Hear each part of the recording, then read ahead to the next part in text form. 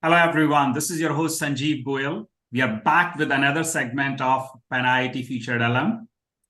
This month, we have invited a very special guest, Vinita Gupta. She is IIT Roorkee alum. She has an amazing career and she's a great role model for a lot of us. I personally know her for more than 2 decades now. But one interesting thing you may or may not know, she is the first Indian woman who took her company public in 80s. Let's talk to her and understand how a student going to the same dorm or same hostel you are in, drinking the same coffee, because IIT Roorkee has amazing coffee, I know that, and got to achieve so much in such a short time. Vinita, welcome to our show. Thank you, Sanjeev. I am glad to be able to have this opportunity. Thanks for that. So, Vinita, I have so many questions for you, but I'll start with something very simple. Can you share any interesting memory or something profound when you were at IIT Roorkee? You are taking me in the memory lane. I'm not asking your age, by the way. There were a lot of interesting things that happened. I had a lot of fun. I played hard and worked hard at Roorkee, in summary. But I do remember when I entered, you get ragged in these institutions, and girls ragging was probably different than the boys ragging. But at the end of the ragging period, there was a celebration in which we were all asked to do what is called fancy dress, and I became a hippie. You're talking of 70s when hippies were popular.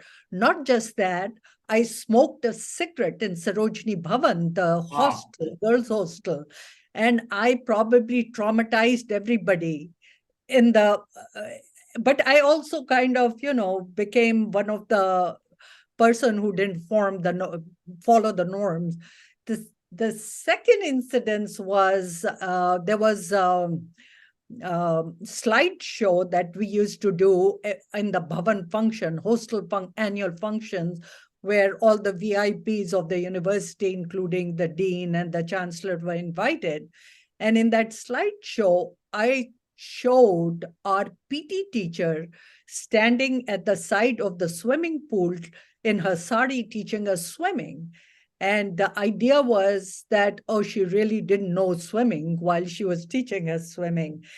And we had a disciplinary / extracurricular activity marks, and she could have failed me, but she did not. So I survived the second thing. And the third thing I was remembered in Roorkee was I called a women's hostel dining hall strike, or we used to call it mess. And that was quite something. And all the girls, I mobilized them by telling them, if you want to lower your bills and you want to have better food, this is the way to go. And we did all the stuff for them. We brought food from outside and fed them. And then the dean of students came to talk to me because he found out I was the leader leading the strike. And he threatened to expel me. And of course, the strike was called off, and I survived that phase. So I had a lot of fun in Roorkee. I probably don't remember other mischievous stuff that all the students do. So yes. So you were the fighter from the day one. That's nice. Well, that's amazing. Maybe that is the reason. I don't know if it was a fighter, but it was trying to accomplish your goals and taking some risks. I don't know whether it was a lesson learned or it was my tendency that I was experimenting with. Hard to tell. Yeah. So, it is such an inspiring story. We both know that. And coming to America, starting your company in 80s, taking it public, and a lot of the students who will be listening to this recording, just imagine you are sitting in one of the classroom, and I believe there are no ACs even now in some of the classrooms, sweating, preparing for your exam or giving your exam, and you will end up, or you may end up building the next unicorn and take it public at the global stage. That must be very, I think, I don't have a words to define. How did it happen? Can you share the journey with us? How you even come up with the idea, like a little girl fighting for the food and swimming lessons, and now here building this company. How the transformation happened? Have you thought about it, or was it just a coincidence? How? Well, a mixture of everything. But the main thing was, if I am not happy with the state of affairs, do something about it. And that is when you are dissatisfied with status quo, then you get propelled, you get this inner energies to go out and launch yourself and be able to take some risk. And the journey was probably similar, but the decisions were different, similar to what most people have. After working for 10 plus years, you get a little disenchanted with state of affairs. You think you deserve more and you don't get it. And I didn't get a promotion. So I said, so if I keep doing what I'm doing for next 5 years, how would I handle it? And I said, I cannot handle it. So I have to do something about it. And once I decided that I needed to do something about it, then things start rolling at you, depending on where you are, what is the atmosphere. And being in Silicon Valley, I could have gone and worked for another employer. There were plenty of people who would have gladly had me, but it would have been the same story repeating itself. So instead, I declared on my farewell, I first resigned, and I declared that I was probably going to start a company, but I wasn't sure. And people came out of the woodwork and started talking to me. Oh, if you think of starting a company, please come, please give me a call. Yeah, give me a call. So this is how I got into this phase. And I said, what do I have to lose? And I don't know what it would mean. I don't know. I knew that the chances of success were very small. And you never think, when you haven't done anything in your life, you don't think you're going to build a company and take it public. But things happen. So good things happen, hard work, good luck, proper thinking, willingness to take risk. It was a very, very difficult journey for many, many years. So being able to stick out was one thing. The other thing I remember very clearly, after I survived the first year as an independent company, that means we didn't run out of fund. We being me and my partner, we were just two people. So when we didn't run out of fund, I just one day sat in my office, and there were two things that crossed my mind. One was that, Jay, I used to have such wonderful office, and here I'm sitting and practically sweeping the floors. I cannot take it for too long. We had used furniture. Everything was done by me because he was busy designing the product and I was going to do everything else. So that was quite A journey. Yeah, it was a thing. But the positive thing which kept me energized was I also thought about how much I have learned in 1 year, which I did not learn by being at Nortel Network, my previous employer, for 10 years. I had learned that in 1 year. It was not just about engineering. It was about marketing. It was about selling. It was about manufacturing. It was about accounting. It was how to watch with meager resources. How do you make a go of it and have faith in yourself? So it was and then you talk. Yeah, it was just amazing experience. Learning was amazing. This has been my biggest driver is when I learn. So, Vinita, you are in Silicon Valley and you started your career in tech in mid 70s. So almost 5 decades. You have seen tremendous change. I still remember my time having a floppy drive, and that was all a small, don't remember, I think 128 KB or something like that. That used Yep, to be the size of machine. exactly. You have seen even punch card. The world has changed in last 5 decades. I personally, I still remember a incident when I was in a museum and they put together a bunch of mirrors to create a kind of an experience like video conferencing as a kid in 80s. And I used to think maybe someday we can do a video conferencing. And now you and me are here. Fast forward, especially in last 1 year, everybody is talking about generative AI. Everybody is talking about this thing is going to change the world. You have seen it all. What do you think about this whole phenomena of generative AI? And in like, what do you think? Where are we going?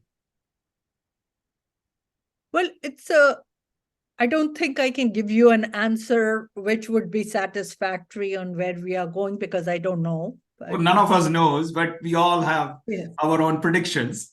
Yeah. So I think it is going to be a major disruptor of innovation in a big way. Why I say that is because it takes a lot of resources to even build a use case on top of what is available in public domain, the chat GPT 3.5 or whatever they call it. So there is huge investment required, which means startups like what I had, which I started with my meager resources, or now companies are being started mostly with the VC funding. VCs don't have $1 billion to create one use case and take a chance that would be a successful use case for the generative AI, whatever they choose to do. So it is going to take enormous resources, which my prediction is that is going to dampen the enthusiasm of startups in the Valley, and I worry about that. So I think I don't know how the solutions are going to emerge, but that's one of the problem. Second problem, I think, is that machines are becoming are the software becoming the software which resided in our brain.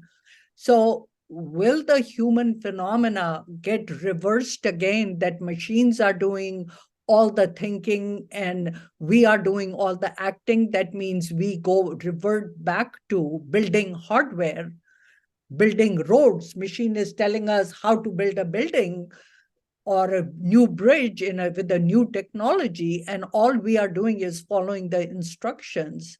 So I see these perhaps as major disruptors of how human beings have come here, and how this would disruptive. That does not mean we cannot overcome it or it may not go differently, but these are some of the big questions that I think about.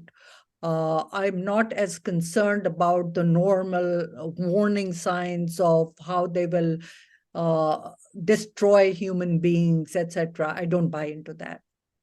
I mean, I just wrote a book, got published last week only on the promise of AI. And I talk about bias mitigation. That was the core of that book. But talking about, you have seen Silicon Valley evolving in 5 decades. Earlier, it was just about semiconductor and how can you can process better and better and better. Then internet came along and that became the major disruptor. It completely changed what computer really means to average Joe. And then mobile phone came. smartphones.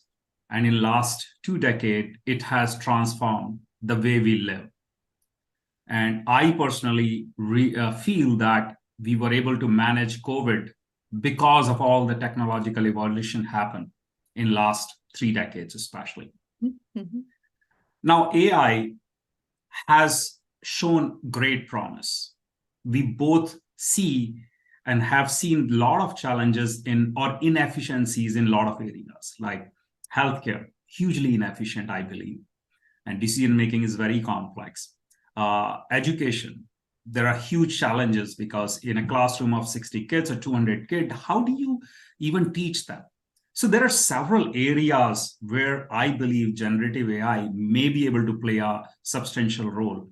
What is your take on application side in a specific vertical you feel comfortable talking about?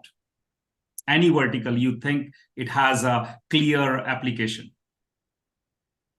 I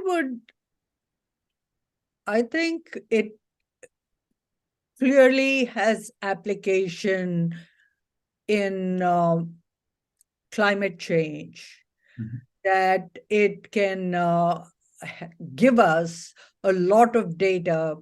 If we could have, for example, sensors which could measure the CO2 emission from the satellites, AI can process all that data and generate, give feedback. Right now, there is no measurement. We all think we are trying to do better and better. So I think that is a more near term. One can see the end at the light at the end of the tunnel. Environmental, yeah.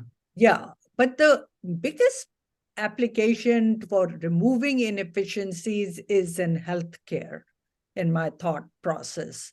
I've been exposed to healthcare, how it is administered in the US, because I've been on the board of a prestigious clinic Palo in Alto Medical Foundation, Palo right? Alto Medical Foundation, and I know what the healthcare issues are as I've been exposed to those. So there are a lot of issues where there are two bottlenecks that can be easily identified. One is the general GP, the general physician. He is the gatekeeper, he or she is the gatekeeper who hears all our problems when we go and we say, well, our back is hurting. They take a total assessment of you, and they are not just looking at back and its MRI and making a decision what to do. They see what job you do, how, etc., etc. So human beings they are being asked to be very productive. That means they have to do all that in a short period of time. How do they do that in a short period of time? This is where AI can come in and give an assessment. If a person is reporting these symptoms because they've just told you, it gets transcribed by AI. All these technologies exist today, but AI can draw conclusions and suggest to the physician what possible areas to look into. So improving the productivity of general primary care physician, as we call it, is one of the efficiency area. The second area I'm really passionate about is mental health. Mental health is not being provided to most of the Americans who need them.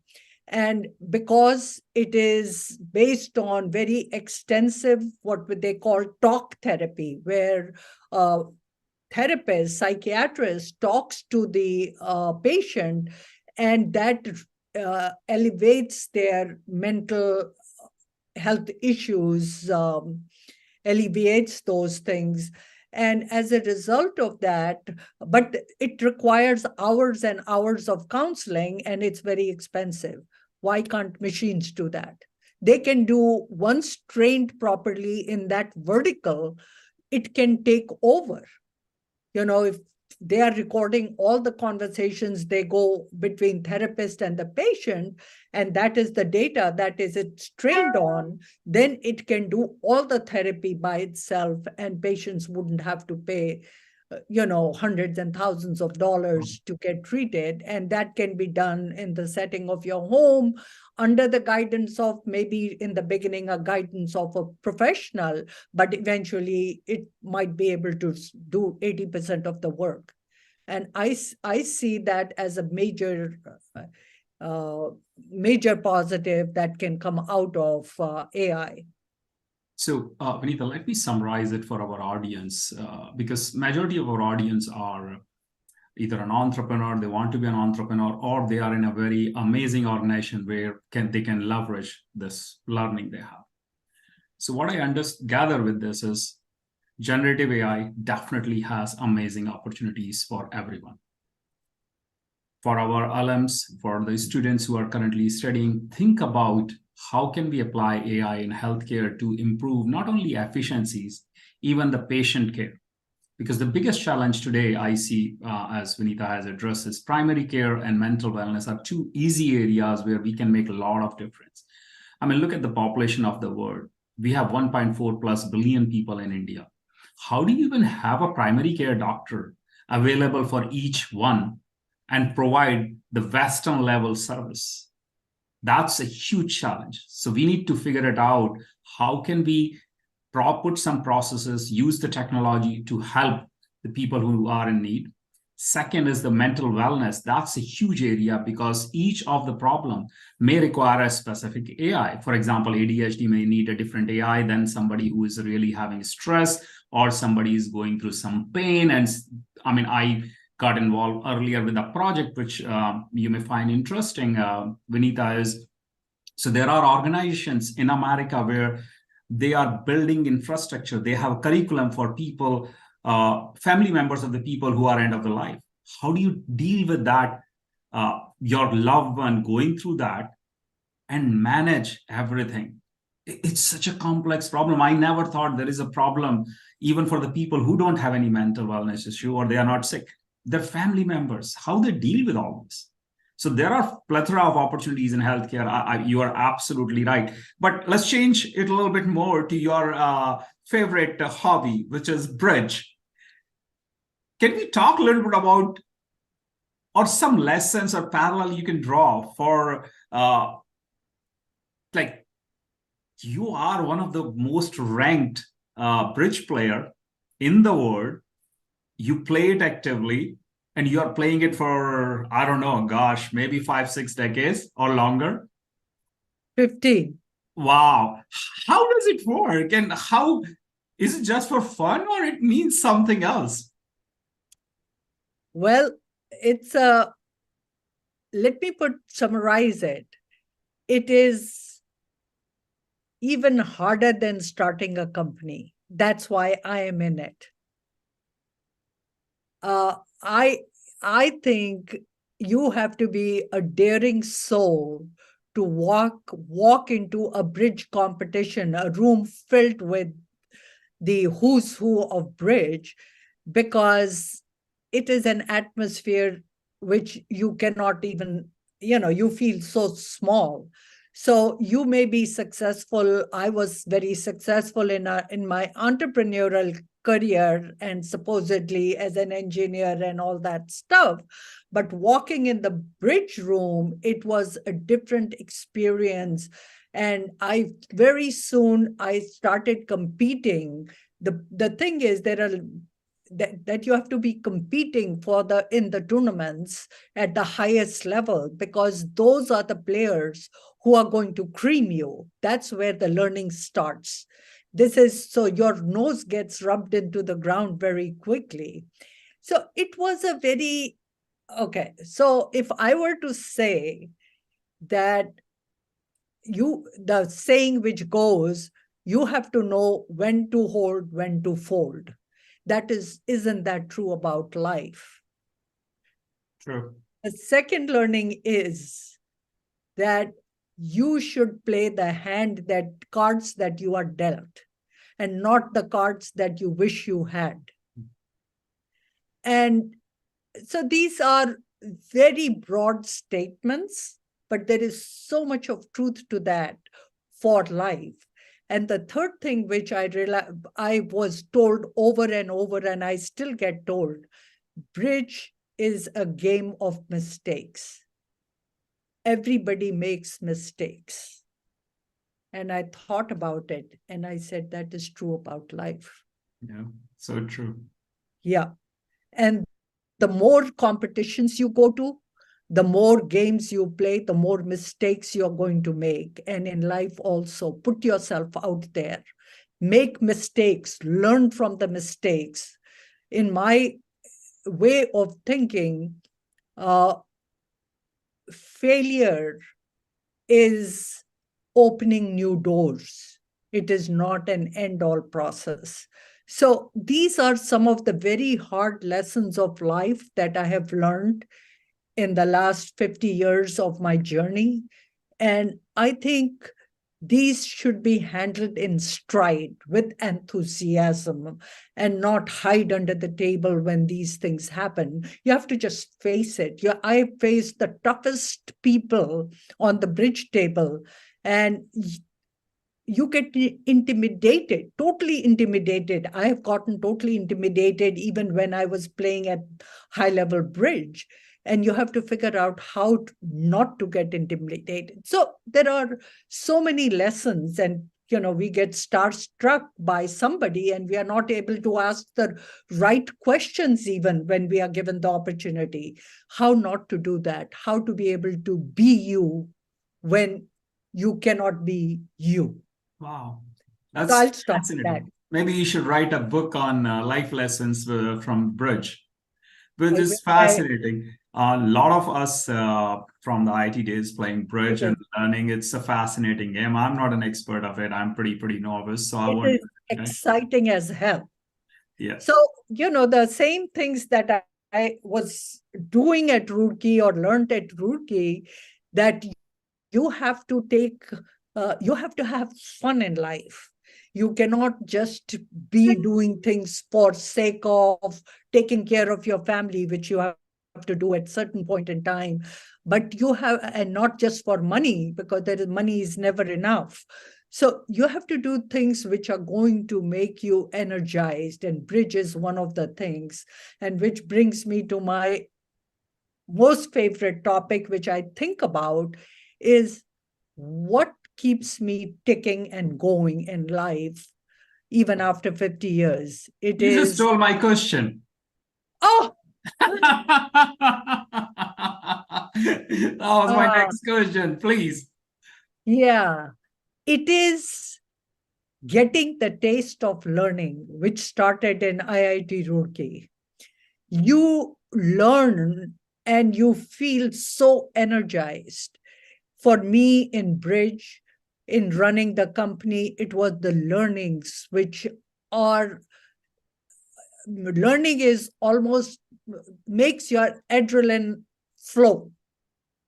So once you realize that that's what it does to your brain, you will keep learning, and learning has a compounding effect in business, which means you get better and better. Life is as simple as that. We make it more complicated.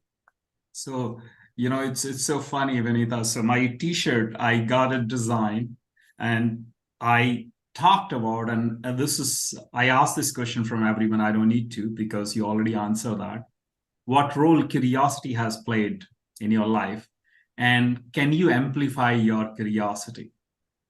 And that's something I find all the entrepreneurs are curious. They're always curious. They are looking to learn. They're looking to grow. They want to really understand how things are. Even now, you are so up to date with the things happening in Silicon Valley, generative AI, and you gave such a phenomenal ideas, in my opinion. If I'm not there, I'm not starting a company now, more onto investing mode, but phenomenal opportunities in the healthcare space. I can clearly see so much can be done.